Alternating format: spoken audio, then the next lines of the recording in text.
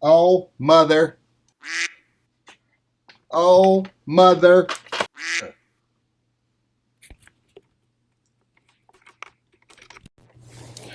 Mother.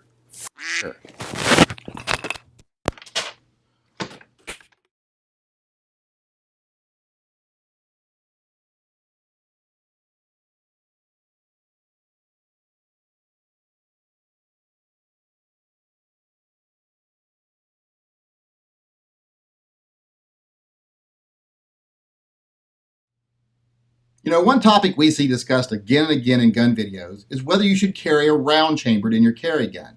Now, one extreme of the argument isn't comfortable with that. And the other extreme will say, well, if you're not going to do it, you shouldn't carry a gun at all. Well, I don't agree with that at all, because I don't agree with that whole all or nothing mentality. That's like saying if you're not going to eat healthy every day of your life, you might as well eat like a pig every day, because what do you got to lose? I think someone who has an unloaded Glock on one hip and a loaded magazine on the other is far better prepared than someone that doesn't have a gun at all. I mean, even Barney Fife was more prepared than someone that has no gun. So if that's the only way you can carry that way. It's better than nothing. But don't let yourself get stuck in a trap of thinking that's your only options. There are other options out there. Now, I know a lot of people say, well, you got to carry a Glock. The Glock's the best carry gun. Well, it might not be the best carry gun for you. Now, before the Glock people get all upset, I'm not degrading a Glock. I'm not saying a Glock isn't the best carry gun. It might be. It's one of the best carry guns. I'll easily say that. But what I'm saying is it might not be right for people that aren't comfortable with a round in the chamber. It basically comes down to it's not better to carry the best gun in the least effective way than it is to carry another gun in a better way. Because let's face it, the real reason people are afraid of striker-fired guns like the Glock and the M&P is because they're afraid they're going to have a negligent discharge. They're afraid they're going to accidentally shoot themselves or someone else. And let's face it, in some ways they're right. It is easier to have an ND with a striker-fired gun than it is other types of guns. Now, I know some people out there are going to be like, oh, that's crap, it's all about training. With the proper amount of training, it'll be no more likely. Well, it doesn't matter if it's more likely, it's still going to be easier. The triggers on striker fire are usually shorter travel and they're lighter, so it is easier to actuate those triggers without intentionally doing so. That's just the mechanical reality of it. If you try to deny that, you're allowing your philosophy to override the mechanical reality. So if you're one of those people that isn't comfortable carrying a striker-fired gun like a Glock chambered, maybe the best option for you isn't carrying that gun unchambered, it's carrying another gun. Try a double-action, single-action gun, especially one with a hammer like the Beretta PX4 Storm. Now, they do make guns that are double-action, single-action, that are striker-fired and don't have a hammer, but I find the hammer is a great reassurance for people. The fact that they can see that it's down makes them feel better.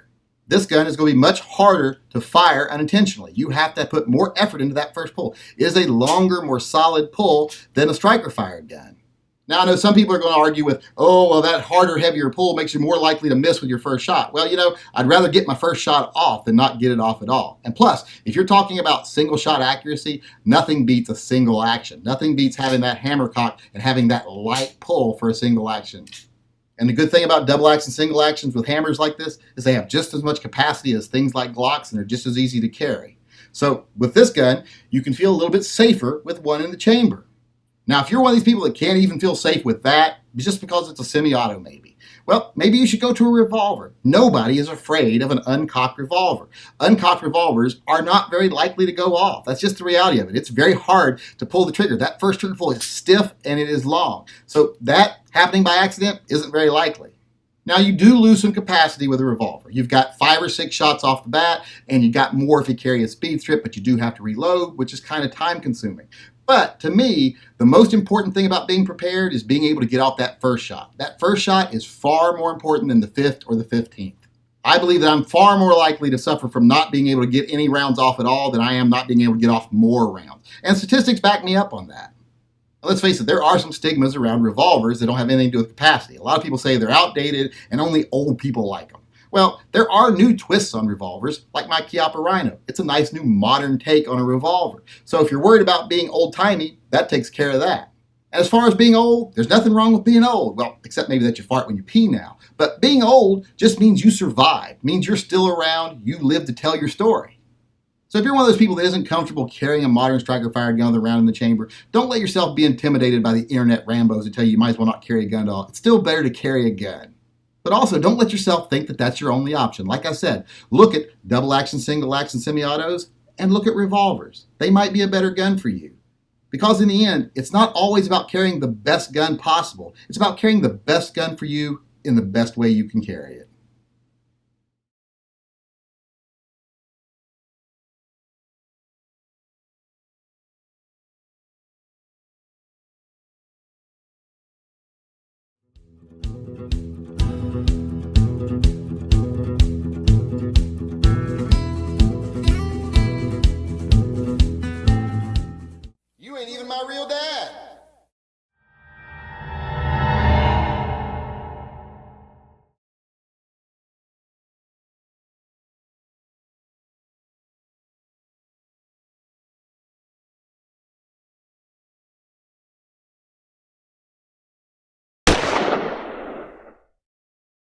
accidentally going to shoot themselves or someone else. They're afraid of negligent fire guns because they're afraid they're going to have a negligent it's because they're afraid they're going to have a negligent